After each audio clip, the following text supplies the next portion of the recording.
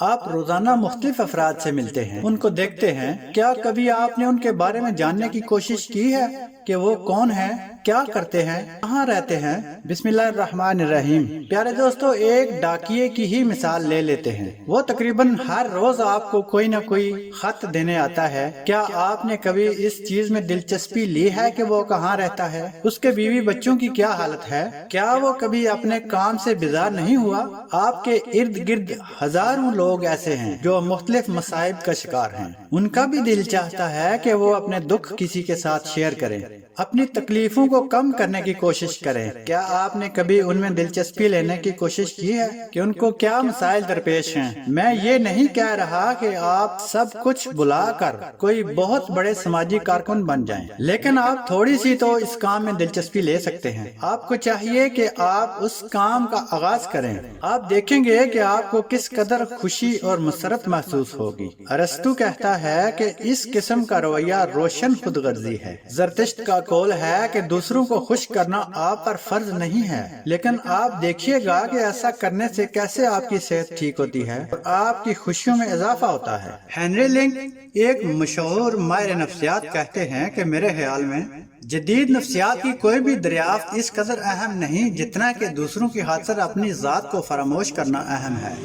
Professor William flips کہتے ہیں کہ جب بھی کسی ہوٹل، سٹور یا ہیئر سیلون میں جاتا ہوں تو میں ضرور ان لوگوں کی دلچسپی کی بات کرتا ہوں۔ حجامت کرواتے ہوئے میں ضرور حجام سے اس بات کا تذکرہ کرتا ہوں، کیا وہ سارا دن لوگوں کی حجامت کرتے کرتے تھک نہیں جاتا، یا اس نے کیسے اس پیشے کو قبول کیا۔ کسی سٹور پہ جاتے ہوئے میں وہاں کام کرنے والی لڑکی کی ضرور تعریف کرتا ہوں۔ میرا مقصد صرف ان لوگوں کو خوش کرنا ہوتا ہے۔ اکثر میں اس سے سلام لے لیتا ہوں، جس سے وہ بہت خوش ہوتے ہیں اور انہیں اپنے سارے دن کے لیے توانائی مل جاتی ہے۔ ایک دن میں ریلوے کی ڈائننگ کار میں دوپہر کے کھانے کے لیے گیا۔ اس دن انتہائی گرمی تھی، ڈائننگ کار لوگوں سے بھری ہوئی تھی اور وہاں کی سروس بھی بہت سست تھی۔ میں کافی دیر بیٹھا انتظار کرتا رہا، تب جا کے ایک ویٹر میرے پاس مینیو لے کر آیا۔ میں نے اس سے کہا کہ کچن میں کام کرنے والے بڑی مشکل سے کام کر رہے ہوں گے۔ یہ سننے کی دیر تھی کہ ملازم تل ہو گیا اور کڑنے لگا۔ میں نے سوچا کہ شاید اسے غصہ آ گیا ہے۔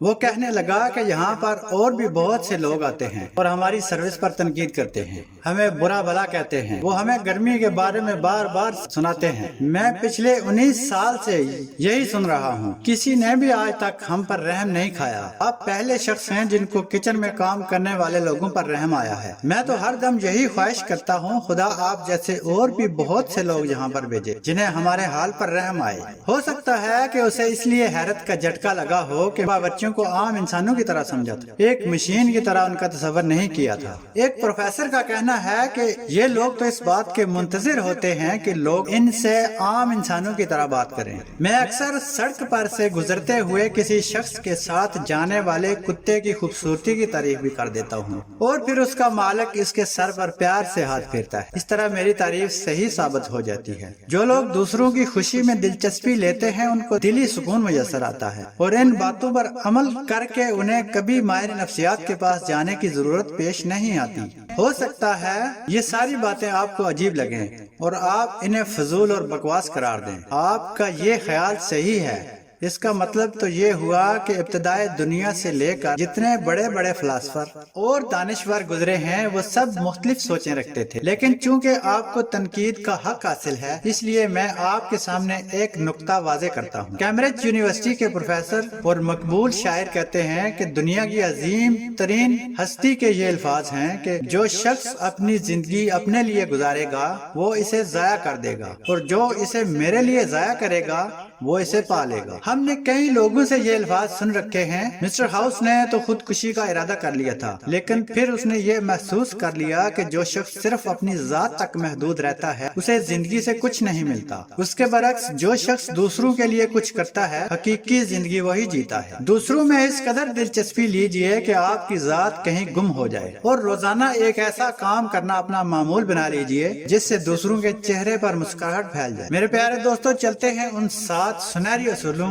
या उन कवानीन की तरफ जो आपको हंसता मुस्कुराता और मुतमईन ज़हनी रवैया अपनाने में मददगार होंगे। पहला कानून या असूल ये है कि अपने जहन में अमन, हौसला और उम्मीद की सोचें ही रखिए, क्योंकि हमारी जिंदगी हमारे ख्यालात की आमाजगाह है। दूसरा कानून ये है कि अपने नापसंदीदा लोगों से बदला लेने की बजाय उन्हें फरामोश कर दीजिए, क्योंकि बदला लेने से आपको ही नुकसान पहुंचेगा। तीसरा कानून, हमें कभी भी एहसान शनासी की उम्मीद नहीं रखनी चाहिए और इस बात को याद रखना चाहिए कि हजरत ईसा ने एक दिन में 10 करोड़ के मरीजों को सेहतयाब किया था और उनमें से सिर्फ एक ने उनका शुक्रिया अदा किया था। इस असूल को याद रखिए कि हम एहसान फरामोशी की उम्मीद रख कर ही किसी को कुछ दें और ये सब हम अपनी दिली खुशी के तहत करें। हमें अपने बच्चों को शुक्रगुजार बनाने के लिए उनकी तरबियत करनी चाहिए और उन्हें एहसान शनासी के मुतल्लिक बताना चाहिए। चौथा कानून ये है कि अल्लाह ताला की अता करदा आसाइशों का शुक्र अदा करना चाहिए। पांचवा कानून ये है कि दूसरों की तकलीद करने के बजाय अपने आप को तलाश कीजिए और वही कुछ बनिए जो आप चाहते हैं,